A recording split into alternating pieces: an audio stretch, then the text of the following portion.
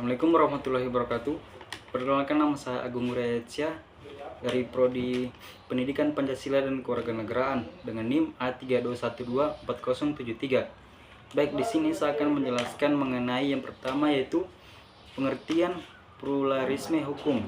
Kemudian latar belakang sejarah perkembangan pluralisme sistem hukum di Indonesia dan berbagai sistem hukum di Indonesia. Dengan mata kuliah Pengantar Hukum Indonesia dengan dosen pengampu yaitu Dr. Hasin SPD MPD. Baik, kita masuk yang pertama, yaitu pengertian pluralisme hukum. Pluralisme sistem hukum adalah berlakunya banyak sistem hukum bagi semua golongannya. Dan dalam satu wilayah, khususnya di Indonesia, yaitu secara bersamaan berlaku beberapa sistem hukum, yaitu hukum adat, hukum Islam, dan hukum Barat. Kemudian yaitu faktor penyebab berineka hukum Indonesia. Yang pertama yaitu faktor etis, yaitu keanekaragaman hukum adat kita karena kita terdiri dari bermacam-macam suku dan bangsa.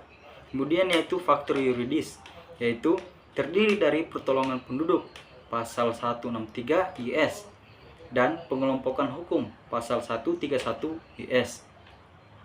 Dan untuk mengatasi kebinekaragaman, hukum dapat ditempuh dengan jalan yang benar. Kemudian yaitu unifikasi hukum. Unifikasi hukum yaitu memberlakukan satu jenis hukum untuk semua golongan penduduk dalam satu tempat atau daerah. Contohnya UUPA dan Undang-Undang Nomor 1 Tahun 1974. Kemudian yaitu kodifikasi hukum. Kodifikasi hukum yaitu pengumpulan hukum-hukum yang sejenis ke dalam satu kitab yang disusun secara sistematis dan lengkap. Contohnya KUHP per KUHP dan KUHD. Kemudian itu perintah kodifikasi. Hukum perdata dan dagang, begitu pula hukum pidana, acara perdata dan acara pidana harus dikodifikasi atau diatur. Kemudian itu asas concordance, yaitu hukum yang berlaku bagi golongan Eropa dan harus dipersamakan dengan hukum yang berlaku Belanda. Kemudian kita masuk ke sejarah perkembangan pluralisme sistem hukum di Indonesia, yaitu pedoman politik pemerintahan Hindia Belanda terhadap hukum di Indonesia dicantumkan dalam pasal 131 WS yang menggantikan pasal 131 WS Chinese State Regling yang menggantikan pasal 75 yang pokok-pokoknya adalah perintah kodifikasi, yaitu hukum perdata dan dagang. Begitu pula acara perdata dan acara pidana harus dikodifikasikan atau atur dalam kitab undang-undang.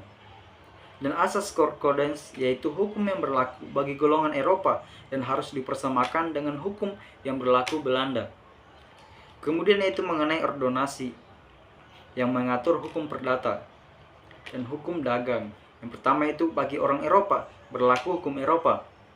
Kemudian bagi orang timur asing berlaku hukum negaranya. Dan bagi bumi putra berlaku hukum adat. Dan bagi yang mau menundukkan diri terhadap hukum Eropa berlaku hukum Eropa. Kemudian yaitu penundukan diri. Seluruh penundukan diri terhadap seluruh hukum Eropa dan sebagian hukum Eropa, misalnya hukum kekayaannya saja. Kemudian yaitu perbuatan-perbuatan hukum tertentu.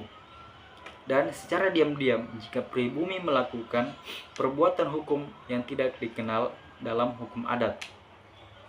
Dan dalam pasal 163 IS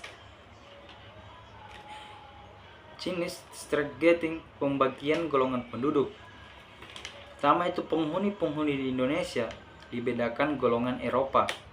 Kemudian golongan Eropa terdiri dari orang Belanda, orang Eropa kecuali Belanda, orang Jepang, Amerika, dan Austria, dan anak lahir sebagai anak yang diakui saja. Kemudian yaitu golongan timur asing, yaitu orang asing yang lain seperti Cina, Arab, India, dan lain-lain, serta ketentuan atau yang diakui saja oleh mereka. Kemudian yaitu golongan bumi putra, yaitu yang tunduk pada hukum adat. Kemudian semua orang bumi putra kecuali sudah masuk golongan lain. Kemudian yaitu mereka yang masuk golongan hukum lain tapi sejak lama diterima sebagai orang bumi putra. Kemudian kita masuk ke sistem hukum di Indonesia. Hukum positif dibuat dalam suatu sistem yang tersusun secara sistematik yang selanjutnya sebagai sistem hukum. Di dunia ada banyak sistem hukum, diantaranya yang terbesar adalah sistem hukum Eropa kontinental atau civic law. Kemudian sistem hukum Anglo-Amerika atau Anglophone. Kemudian sistem hukum Islam, dan terakhir yaitu sistem adat atau Van Vollenhoven. Kemudian yaitu asas-asas asal-usul kontinental, yaitu dulu ahli hukum Yunani mengatakan bahwa yang disebut hukum adalah yang tertulis dalam kitab hukum. Dan dulu juga ahli hukum Inggris juga mengatakan bahwa mustahil semua hukum dapat ditulis dan berkembang sesuai dengan kebiasaan masyarakat, karena tiap hari hukum bisa berubah sesuai dengan ketentuan zaman. Baik, mungkin hanya dari saya, lebih dan kurangnya saya mohon maaf. Saya akhiri, wabillahi taufiq wal hidayah. Wassalamualaikum warahmatullahi wabarakatuh.